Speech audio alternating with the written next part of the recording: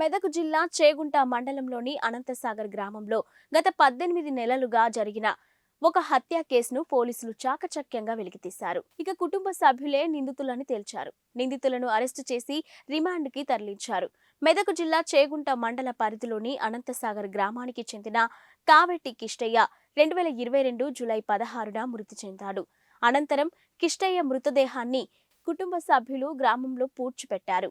అయితే 18 నెలల అనంతరం గుర్తు తెలియని వ్యక్తులు జిల్లా ఎస్పీకి కిష్టయ్య మృతిపై అనుమానం వ్యక్తం చేస్తూ ఫిర్యాదు చేయడంతో మెదక్ జిల్లా ఎస్పీ బాలస్వామి ఆదేశాల మేరకు పోలీసులు రంగప్రవేశం చేశారు. ఇక పూర్తి స్థాయిలో విచారణ ప్రారంభించారు. పెద్ద కూతురు, కుమారుడు, అల్లుడు నిందితులని తేల్చి చెప్పేశారు. ఇక కుటుంబ సభ్యులను అదుపులోకి తీసుకున్న రామాయంపేట సీఐ లక్ష్మీబాబు విచారణ చేపట్టడంతో హత్య కేసు వెలుగులోకి వచ్చింది. 18 నెలల క్రితం పూడ్చిపెట్టిన మృతదేహాన్ని గాంధీ ఆసుపత్రి నుంచి వచ్చిన వైద్య అధికారులతో రీపోస్ట్ మార్టం నిర్వహించారు. అనంతరం ఈ రోజు హత్యకు కారకులైన కుమారుడు స్వామి, పెద్ద కుమార్తె రేణుకను అరెస్టు చేశారు.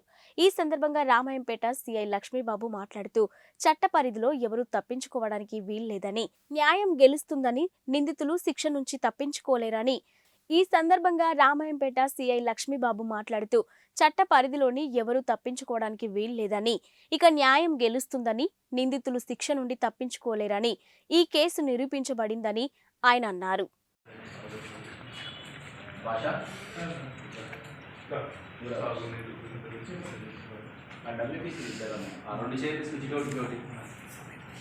తారీఖున చేగుంట మండలం అనంతసాగర్ గ్రామం నుంచి లచ్చవ్వ అని చెప్పేసి ఆమె వచ్చి మాకు దరఖాస్తు ఇవ్వడం జరిగింది. ఆ దరఖాస్తులో ఆమె తెలిపిన వివరాల ప్రకారం ఒక 1.5 ఇయర్ బ్యాక్ తన ఇంట్లో తన భర్త చనిపోయి ఉండగా నెక్స్ట్ డే మార్నింగ్ ఆమె అల్లుడు అశోక్, తన కొడుకు స్వామి, బిడ్డ రేణుక వీళ్ళు సహజ మరణంగా గ్రామ పెద్ద మనుషుల్ని, కుల పెద్ద మనుషుల్ని, గ్రామస్తుల్ని వీళ్ళని కూడా నమ్మించిన తర్వాత గ్రామంలో వాళ్ళ ఇంటి సాంప్రదాయం ప్రకారం పూడ్చిపెట్టడం జరిగింది శవాన్ని. అప్పుడు కొంతమంది గ్రామస్తులు పెద్ద మనుషులకి అనుమానం వ్యక్తం చేస్తే వీళ్ళు సహజ మరణాన్ని నమ్మించడం జరిగింది. ఇన్ని రోజులు గడిచిపోయినాయి. తర్వాత గ్రామస్తులు అనుకుంటున్నారని చెప్పేసి ఆమె సమాచారాన్ని మా గౌరవ మెదక్ జిల్లా ఎస్పీ గారు శ్రీ బాలస్వామి సార్కి తెలియజేయడం జరిగింది. వెంటనే మా చేగుంట పోలీస్ స్టేషన్లో కేసు నమోదు చేయడం జరిగింది. దీన్ని ప్రతిష్టాత్మకంగా తీసుకున్న ఎస్పీ గారు మా తూఫ్రాన్ డిఎస్పీ గారు యాదగిరెడ్డి సార్కి నాకు ఈ కేసుని పరిశోధించమని చెప్తే డిఎస్పీ గారి ఆధ్వర్యంలో మేము ప్రత్యేకంగా టీమ్గా ఫామ్ అయ్యి 2 టీమ్స్గా ఫామ్ అయ్యి గ్రామంలో సమాచారం అంతా సేకరించడం జరిగింది.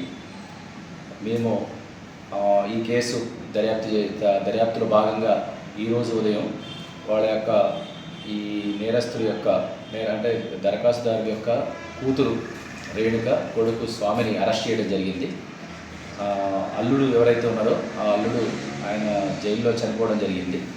వీళ్ళు కన్ఫ్యూషన్లో చెప్పిన దాని ప్రకారం ఏంటంటే ఈ మృతుడు కిష్టయ్యకి ఒక 3 ఎకరాల భూమి ఉన్నది.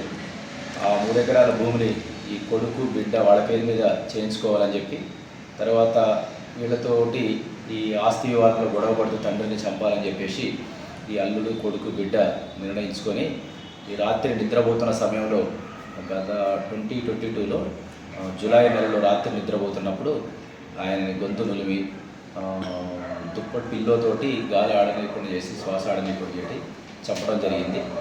వీళ్ళు ఈరోజు మేము అరెస్ట్ చేస్తూ ఉన్నాం. గ్రామస్తులు వాళ్ళందరూ కూడా ఇన్ని రోజుల తర్వాత ఈ గ్రామాన్ని ఛేదించినటువంటి మాకు వచ్చి వాళ్ళు అభినందించడం జరిగింది. దీనిలో మా గౌరవ ఎస్పీ గారు కూడా దీని మీద ప్రెస్ నోట్ రిలీజ్ చేశారు. మీరు అది పంపించండి. ఏంటంటే చట్టం నుంచి ఎవరు కూడా తప్పించుకోలేరు.